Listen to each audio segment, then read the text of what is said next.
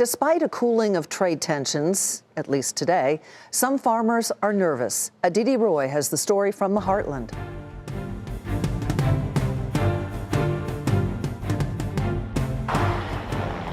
Welcome to Romney, Indiana, where you'll be hard-pressed to find a traffic light or anyone out on a Sunday afternoon. Homes and businesses are decorated by American flags, and the region is blanketed by farm fields which produce soybeans, making this bucolic town an epicenter for the trade tensions with China. Brent Bible owns Stillwater Farms on the west side of town. When will you start planting? We hope to start planting in about 2 weeks. Once the snow recedes and spring gets underway, half his fields will be filled with soybeans.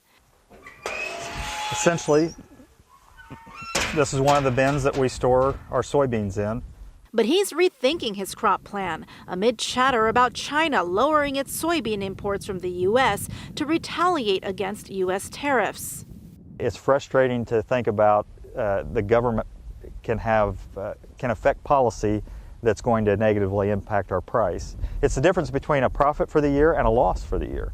The stakes are high for American soybean farmers like him. China is the top importer of U.S. soybeans, buying $14.5 billion worth of the product, which makes up a staggering 61% of all U.S. soybean exports. The war of words has become increasingly heated.